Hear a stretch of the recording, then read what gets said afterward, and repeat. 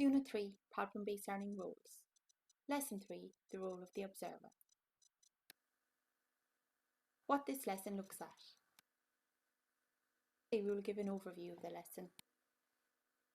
We will give an insight into the role of the observer. We'll look at the tasks of the observer.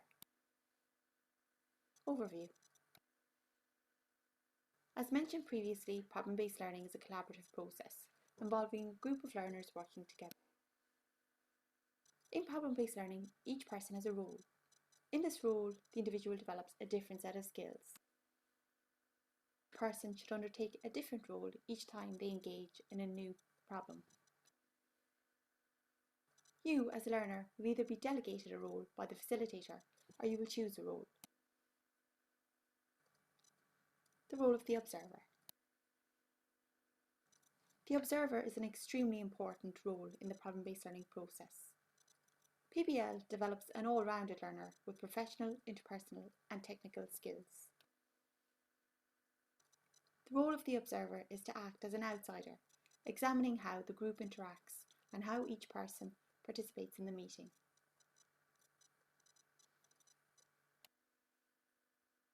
The team member in this role develops skills in listening, giving feedback and using constructive criticism to improve performance.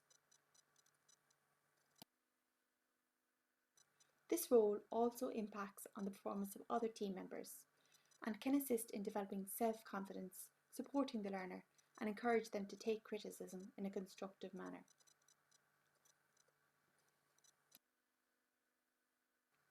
Tasks of the observer.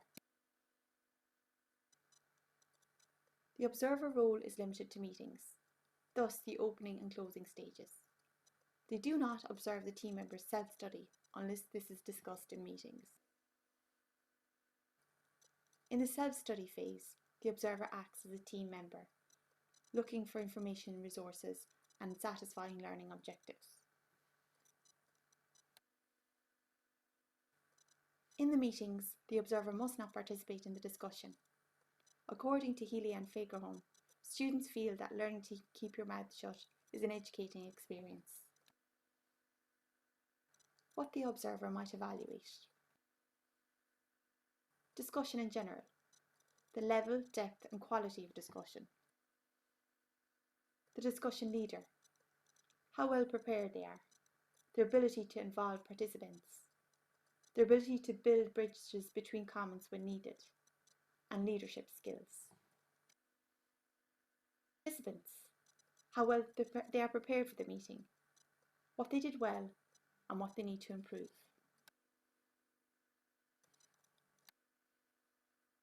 Alternatively, the observer might evaluate each learner under the following. The tutorial. How well did the meeting align with the agenda? Did the agenda serve its purpose and achieve the learning objectives? Was everyone prepared? How well did everyone contribute to the construction of knowledge? Did anyone dominate the conversation? Did some people remain in the background? Who initiated the conversation? Listening and referring to others' ideas. How well did everyone listen to the discussion? How well did people engage with other ideas? Did people evaluate each other's ideas or challenge them? Explaining and understanding. Did people explain the reasoning behind their decisions or arguments? Did people have problems explaining their opinions so that others could understand? In the above case, what would have been done to improve clarity? And feedback. How well they supported other people.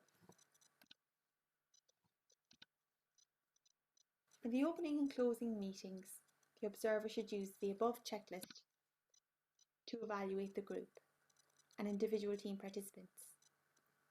They should make a note of evidence of how the participants demonstrated these items. The final 10 minutes of the meeting should be dedicated to the observer giving feedback. Firstly, they should give group feedback, with the observer explaining how well the group as a whole fulfilled their learning objectives in the context of the agenda, and how the process or the problem-based learning meeting succeeded from the perspective of effective, constructive and professional teamwork. Secondly, the observer should give individual feedback. This should be done in a polite, constructive manner, starting with what the individual performed well and finishing with what should be improved. It should not be negative, and by taking the stance of what can be improved over what the individual is not good at or did not do right, reduces negativity. Comments should not be personal, but focused on tasks.